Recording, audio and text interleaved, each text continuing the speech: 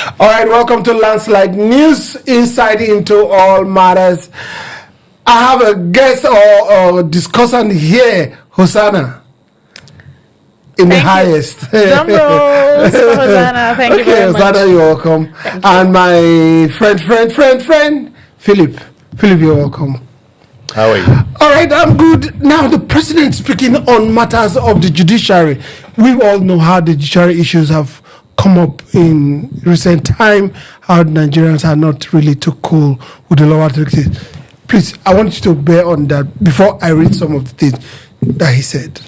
You see, it's a good thing that the Mr. President, is speaking about the judiciary. We're made to understand he spoke during the All Judges Conference that is taking place in Abuja and still taking place. The speech of the president was very apart because he spoke about integrity, character, and accountability, transparency.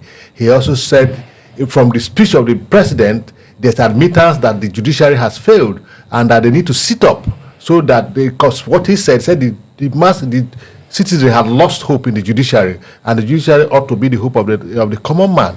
And in his word, he said the judiciary should be mindful that justice is not for sale. Excuse me, which is a welcome development. We hope to see how this speech of the president will affect the judicial action from henceforth. All right, Hosanna, let me read something to you. He said, Tinubu said, he warned that no reform will succeed without unwavering integrity. He said, justice must never be for sale, and the bench must never become a sanctuary for compromise. This is Tinubu talking about judiciary. Okay, so when he says unwavering, I hope we also know that lots of reforms have been put in constitution. How well have they been carried out? So many bills have been passed. How well have these things been put in place to be practicalized? Of course, the president says a whole lot of things. Is this going to work? We have cases of justice for this, justice for that. Okay, let's take a case of Nnamdi Kanu. Is he getting justice? He's been there. He's been detained for a very long time. Has he gotten justice? The last time we saw in the court, he flared up saying things about this thing is not in the constitution. This court is not in the constitution. This is not. He is not getting justice. We have so many people being detained over what they have not done. Have they gotten justice? So these things have to be followed through. They have to be seen that it is done. It's not enough for the president to talk about these things. We want these things to be acted upon. Okay, let me pick it from where he said. Let me tell you what Tinubu said. Tinubu noted that the growing backlog of cases and slow pace of justice delivery were unacceptable and harmful to Nigeria. Philip. Yes, like I said, that yes, the president had actually, spoken the mind of a lot of Nigeria, saying that the judiciary need to be more transparent, they need to be accountable, they need to be, men and women of integrity in doing their job. How do this happen? It is only when justice are attended with all attention, not that when a matter is filed in a court, the file is thrown into the dustbin. Yes, the president has said so, but what really catch my mind when I read the speech of the president is the portion where he admitted that the judiciary, the citizens are losing confidence in the judiciary, and the statement he made to say that justice is not for sale. The question I ask, is the president aware that they are selling justice in this country? Is that why he's saying that justice is not for sale? Is he aware that the judiciary are being compromised? That's why he said the bench should not be a sanctuary for compromise. So many issues. When you look at the speech of the president, you will raise more than 100 questions. A lot of questions. So is it that the president is aware of all that is happening in the bench? Like, for instance, the PDP, convention that you have, two orders from Federal High Court in Abuja here, and another court from High Court of your State High Court of Justice in Ibadan. How do they procure this order, this court order? Are they for sale? Is the president aware? What is he going to do about it? Is he just making a speech about it, or is he going to take a proper step to ensure that this thing are come? And how do you do that? Mr. President is is the CEO of Nigeria. So if he's aware of all the E's in the judiciary, then the problem is half solved. You don't need to make a speech. You have to take steps to solve the problem. Okay, we know that the executive has some inroads into the judiciary, but they don't finally control the judiciary as it is. Now, look at what he said. He said, justice exists for the people. He said, and their faith in the judicial process is the foundation of our national stability. But he didn't stop there. He said, repeated expressed frustration over delayed judgment, like what we were saying. If the people lose faith in judiciary, it looks as if the whole system is compromised. It's not working. Yes. The thing is, I feel the president should put in place legal formations to make sure that as soon as a case is coming to court, it is tried, it is checked, and it is balanced. It's not the president that does this. Yes. I know it's not the president, but he is the CEO, like Mr. Philip said. Yes. He can oversee. He knows the things that are going on, because if he says justice is not for sale, it could be that he knows that these things are happening.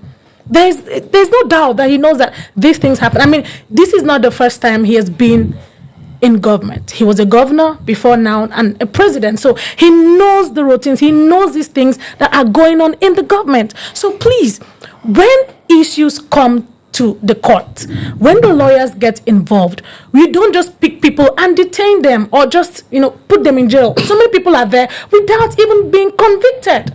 So please, they need to be convicted. They need to be tried. Philip, the NJC comes to knowledge. They are saddled with the responsibility of disciplining judges, not just only discipline, approving judges and disciplining judges.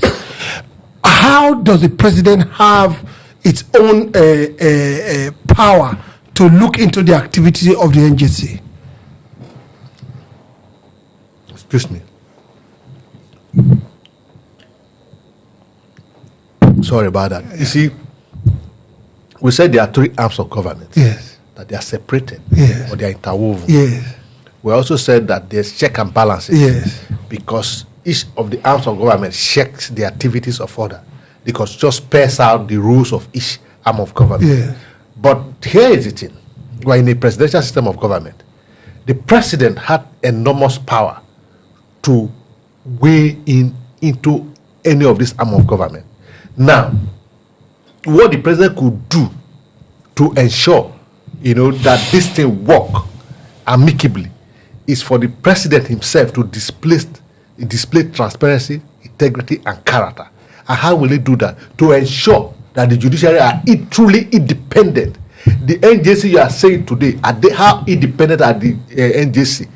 We know for sure that Yonso Wike, Minister of FCT, is a member of the body of benchers.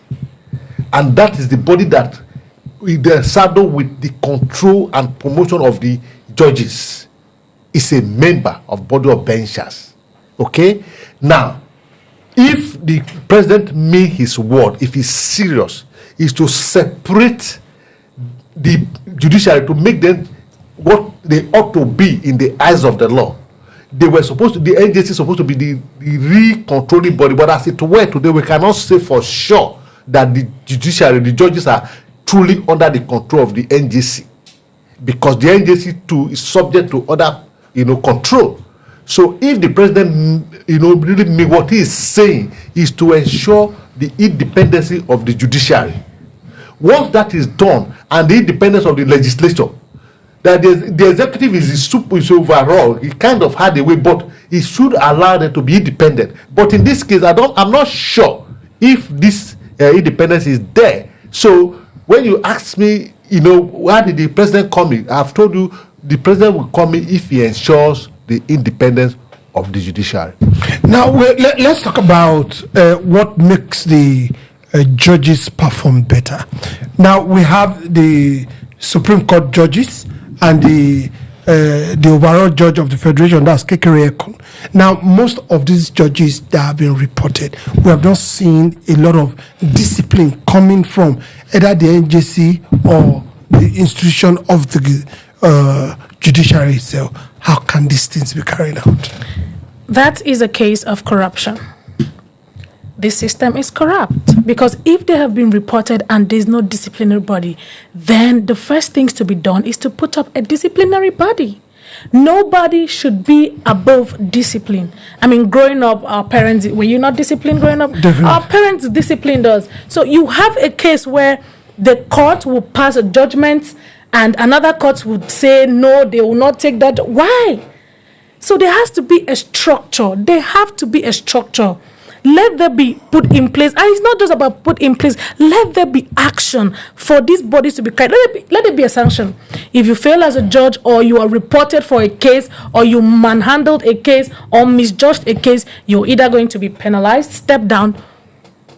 I think that's the way we're going to be moving Now, forward. lastly, he said he urged judges to implement reforms that strengthen discipline.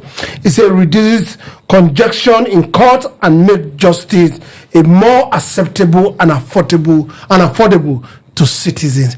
We've now all seen that. I hope it would not be normal rhetorics where we just come and make statements, Philip. Well, that's what I said in the beginning, that the president had made a statement that is very powerful, that it's a welcome statement and a welcome development. But what is left here is how Implementation. this statement will, impact the life of the judiciary and the activity of the judiciary, going forward. Yes, the president knows what people suffer in the hands of the courts. People don't like going to court anymore, and lawyers are now becoming jobless, because when you file a matter in a court and the court adjourn your matter indefinitely without hearing, your client will be forced to feel that you are not doing your job. And this is not entirely the fault of the lawyer. That's true. There are some lawyers who want to adjourn cases so that they can get more appearance, fee. But the bulk of it is on the courts, because we don't have enough manpower. Talking about the court, we also have to consider the court. The court does not have enough manpower. You could go to a court. One court is sitting from 9 a.m. to 4 p.m. hearing about 22 cases in a day. That is not fair, because there's no manpower, and the government refused to, Employ more judges. So it's a very sad situation. We can't really, talk about it on one day. Ozana, in closing, what will you advise the government? In closing, I will advise the government to make sure that actions are put in place to curb unnecessary corruption and put forth more transparency. I think that is what the masses deserve, transparency in every arm of government. All right, when we see agencies that the executive control look into the activities of any reported judges, I think that's one of the ways that the executive can also control the judiciary if they are serious of what they are talking about. It's still last slide there, so we'll be right back.